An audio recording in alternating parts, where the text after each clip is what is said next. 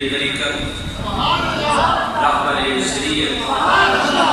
ابل جمال ابل حکمت پیر محمد بدر عالم جان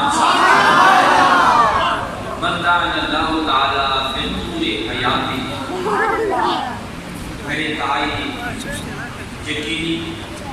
اور دینی دوستو السلام علیکم ورحمۃ اللہ وبرکاتہ۔ نبی پاک صلی اللہ علیہ وآلہ وسلم ارشاد فرماتے ہیں کہ جس شخص نے اللہ کی رضا کے لیے مسجد بنائی، اللہ اس کے اس عمل سے اتنا خوش ہوتا ہے کہ وہ مسجد اللہ کے لیے زمین پر بناتا ہے، اللہ تعالیٰ اس کے لیے گھر محل جنت میں بنا دیتا ہے۔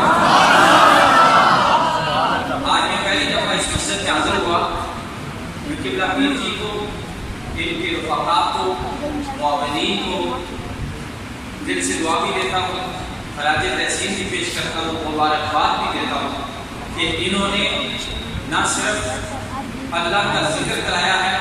بلکہ اللہ کے گھروں کو بنا کے انہیں آباد بھی کرایا ہے۔ یہ جو مسجد ہے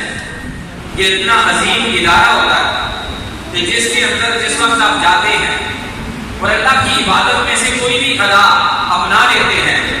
تو اس ادا کے اندر اللہ نے اتنا حسن رکھا ہے کہ ایک طرف وہ خدا کی یاد بن جاتا ہے، دوسری طرف وہ مصطفیٰ کی ادا بن جاتا ہے۔ اب ایک مسجد میں جس وقت آپ آتے ہیں، آپ جس وقت کانوں کو ہاتھ لگاتے ہیں، اب کہتے ہیں اللہ اکبر، ادا تکبیر تحریمہ ہوتی ہے، یاد خدا کی ہوتی ہے، ادا مصطفیٰ کی ہوتی ہے۔ آپ رکوع میں جاتے ہیں،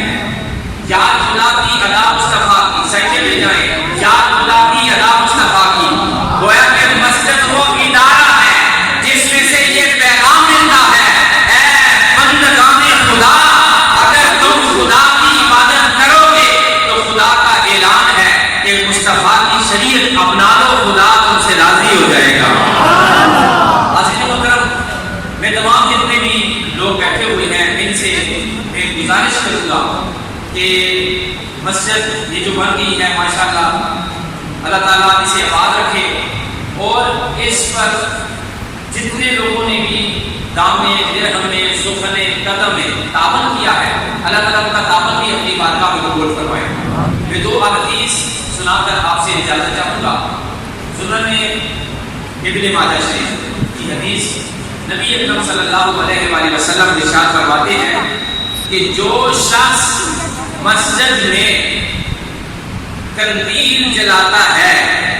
جب تک وہ روشنی دیتی رہتی ہے اس وقت تک اللہ کے مقربین جو فرشتے ہیں قدسی مخلوق ان کی تعداد 70,000 ہوتی ہے، 70,000 فرشتے اس کے لیے دعائیں مغفرت کرتے رہتے ہیں۔ اور پھر نبی پاک صلی اللہ علیہ وسلم فرماتے ہیں جو چٹائی بچھا دیتا ہے تو رب کائنات اسے بھی 70,000 فرشتوں کی موت کا صلہ عطا فرما دیتا ہے۔ اور نبی پاک علیہ السلام ارشاد فرماتے ہیں اسی حدیث میں کہ جو شخص دل کا اٹھاتا ہے اللہ اسے دگنا ثواب عطا فرما دیتا ہے۔ تو جو مسجد ہے اس کو آباد کرنے والوں پر بھی اللہ کی رحمت ہوتی ہے، آباد کرانے والوں پر بھی اللہ کی رحمت ہوتی ہے، نماز پڑھنے والوں پر بھی اللہ کی رحمت ہوتی ہے، چندہ دینے والوں پر بھی اللہ کی رحمت ہوتی ہے، چندہ دینے والوں پر بھی اللہ کی رحمت ہوتی ہے، بل جمع کرانے والوں پر بھی اللہ کی رحمت ہوتی ہے، صفائی کرنے والوں پر بھی اللہ کی رحمت ہوتی ہے۔ رب ذوالجلال مسجد کی خدمت کا یہ صلہ عطا فرماتا ہے۔ بخاری شریف، ایک عورت مسجد میں صفائی کیا کرتی تھی، فوت ہو گئی، صحابہ کرام نے اسے دفن کر دیا۔ نبی پاک علیہ السلام نے فرمایا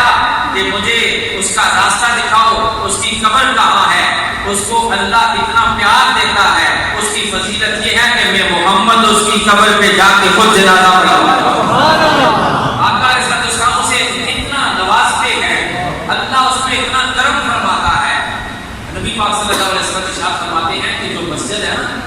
اس پر ہمیشہ رحمت برستی رہتی ہے، یہاں تک کہ مسجد کے قریب جتنے گھر ہوتے ہیں ایک چیز کے بغیر کسی محنت کے ان گھر والوں کو بھی اللہ عطا فرماتے ہیں۔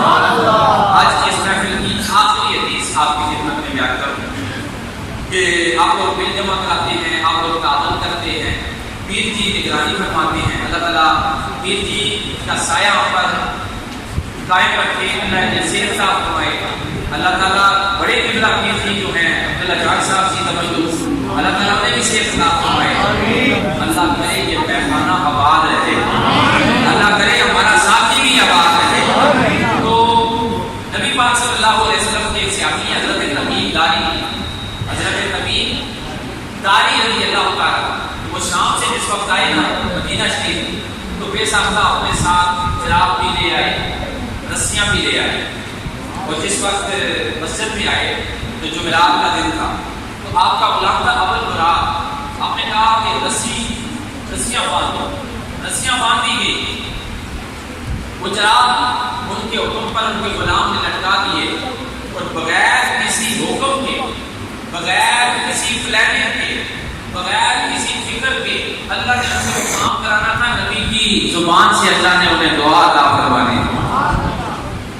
اچھا وہ چراغ لٹکائے مغرب کا وقت ہوا تو انہیں روشن کر دیا گیا، ایسے لگتا تھا جیسے آسمان کے ستارے زمین پہ آ گئے۔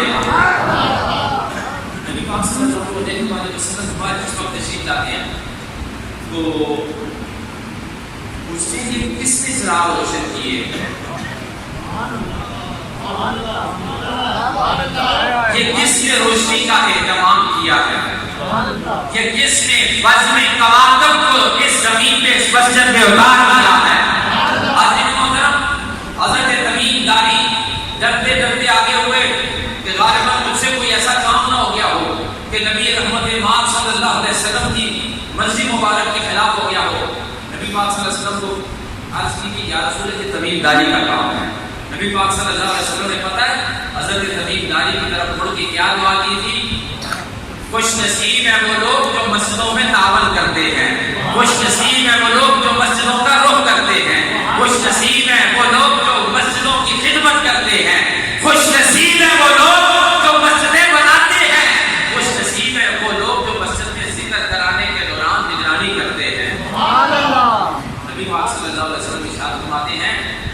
کہ نور اللہ لک فی الدنیا والآخرہ، اے تمیم داری اللہ تجھے دنیا میں بھی روشنی عطا فرمائے، آخرت میں بھی روشنی عطا فرمائے۔ کل نور کل اسلام، تو نے یہ چراغ لگا کے پورے اسلام کو روشنی عطا فرما دی۔ میں دعا کرتا ہوں اللہ کے اس مسجد نقشبندیہ کو سلامت رکھے، آباد رکھے، جو بندہ ادھر رخ کرے واپس جائے خدا اس کی تقدیر بدل دے۔